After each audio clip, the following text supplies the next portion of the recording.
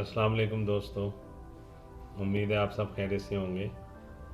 मैं homeo doctor Zaheer. आज मैं आपको गुहांजनी यानी स्टेई के बारे में होम्योपैथी की ज़बरदस्त मेडिसिन बताऊंगा, जिसके इस्तेमाल से गुहांजनी यानी आँख के पपोटे के ऊपर जो एक दाना निकल आता है राइट साइड पे या लेफ़्ट साइड पे वाली आँख पे, किसी साइड पे भी ये हो सकता है, जिसे उर्फ़ आम में गुहांजनी कहते हैं। और इसके बारे में बड़े टोटके भी मशहूर हैं, मुख्तलिफ़ किस्म से लोग इलाज करते हैं जो कि दुरुस्त नहीं है।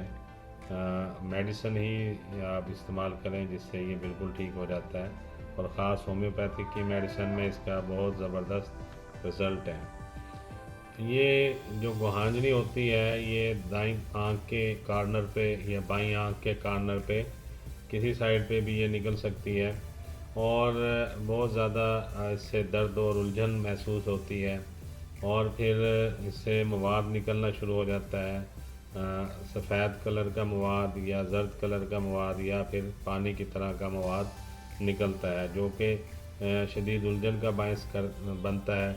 और फिर जिस साइड पे ये निकला होता है उस आँख पे काफ़ी स्वेलिंग हो जाती है, और बाज़ औक़ात तो इतनी ज़्यादा स्वेलिंग होती है, सूजन हो जाती है कि आँख बंद होने को आ जाती है, और देखने पर भी अजीब सा महसूस होता है मरीज़ को। काफ़ी ज़्यादा सूजन और स्वेलिंग हुई होती है। अगर मज़ीद इन्फेक्शन उसमें बढ़ जाए दाने में तो वो बड़ा हो जाता है, और फिर उससे मवाद रिसना शुरू हो जाता है, और फिर काफ़ी ज़्यादा देर से ठीक होता है और काफ़ी मेडिकेशन करना पड़ती है। इसलिए जैसे ही गुहांजनी या स्टे का दाना बने आप फ़ौरन मेडिसिन शुरू कर दें, तो ये वहीं पे ख़त्म हो जाता है और ठीक हो जाता है, और फिर आहिस्ता आहिस्ता बिल्कुल आँख जो है वो नॉर्मल हो जाती है। आँख की सूजन, ख़ारिश और उसकी जलन जो है दाने की, और उसके अंदर जो दर्द है वो बिल्कुल ठीक हो जाता है इस मेडिसिन से, जो मैं अभी बताने जा रहा हूँ आपको। इसे आपने दिन में 3 दफ़ा या 4 दफ़ा इस्तेमाल करना है, और 2 घूंट पानी में या 1 औंस पानी में मिलाकर दिन में 4 दफ़ा ले लेंगे। तो जैसे ही दाना निकले या महसूस हो किसी को ये दाना निकल आया है, तो फ़ौरन इसे इस्तेमाल करें। इंशाअल्लाह गुहांजनी का जो दाना है ये बिल्कुल ठीक हो जाएगा, ख़त्म हो जाएगा, और आँख जो है वो नॉर्मल हो जाएगी, सूजन भी ठीक हो जाएगी, दर्द और ख़ारिश भी ठीक हो जाएगा, और जो है एक जो चेहरे के ऊपर एक जो सूजन के आसार हैं वो भी नॉर्मल हो जाएंगे। तो मेडिसिन मैं आपको बता देता हूँ। सबसे पहली मेडिसिन है पल्साटीला, और दूसरी मेडिसिन है स्टेफिसिगेरिया, तीसरी मेडिसिन है फेरम फास, और चौथी मेडिसिन है काली म्योर। मैं दोबारा बता देता हूँ, और वीडियो के नीचे मैं लिख भी दूँगा, उर्दू में लिख दूँगा ताकि आपको आसानी हो पढ़ने में भी, और स्पेलिंग की मिस्टेक भी ना हो। तो पल्साटीला, स्टेफिसिगेरिया, फेरम फास और काली म्योर।